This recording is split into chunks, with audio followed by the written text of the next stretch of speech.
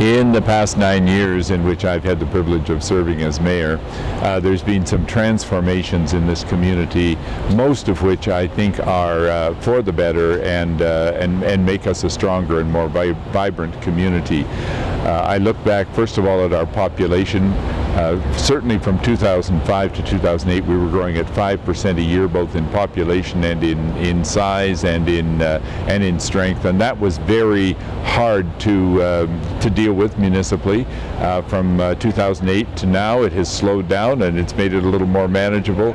But we've come out of it with a larger population, certainly a more diverse population. Diverse in terms of ethnic and religious background, diverse in terms of where people come from, what they expect in the community. And these are people who've come here as migrants from other parts of Canada seeking employment in our strong economy, and people who've come from abroad where they have come from a very nice situation or a very awful situation in terms of human rights and so on. So we are now a much more diverse community. We're a much more colorful community. At one time we were all white faces with blue eyes, and now we are all skin tones and we mix and mingle, and that really does my heart a lot of good to see that and to have people enjoying. I look at our average income, family income of $105,000. That's very high, and it reflects the employment and the economy. But it also tells me that there's about 15% of our people who are not part of that, and that's a grievous part of our community that we must always be aware of and we must always work on, because the poor are with us, and we must take all measures as a municipality and as leaders to make sure that the poor people, the disenfranchised people, most of whom are children, most of whom have no control over their lives, do not grow up in poverty, but are able to take full advantage of the world around them in terms of education and recreation and employment. And that's a tall order for us, but we have the resources and we can do it.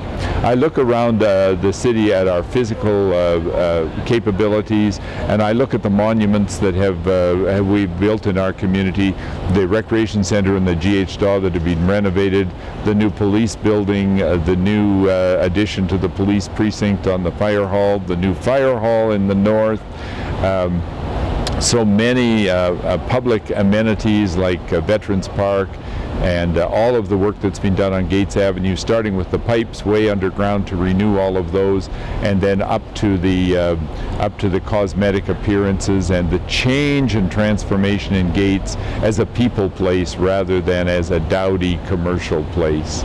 I look at institutions like the Farmers Market and the Wednesday Market that bring us together in such wonderful ways. I look at the strength of private investment in our community, where we have places like Stantec Executive Place and the new Husky Station in the downtown, and the new buildings that are being built in Queen's Park that are all part of that faith in the economy of our community. And speaking of Queen's Park, that was another major development during the last 9 years, where we now have a 20 or 30 year supply of serviced land.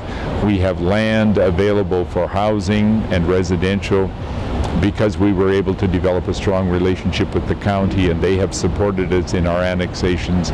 We have a strong relationship with our Alberta Transportation in improving our highway system, and we've even embarked on the North Highway Connector. There's no bridge there yet, and the road isn't built, but all of the infrastructure is there, including us being a major center for regional water, wastewater, and solid waste treatment, so that we will be the one stop for drawing water from the Red Deer River, replacing that water, all treated to a very, very high level, and very soon we will be announcing the waste to energy project that will reduce the need for our landfill.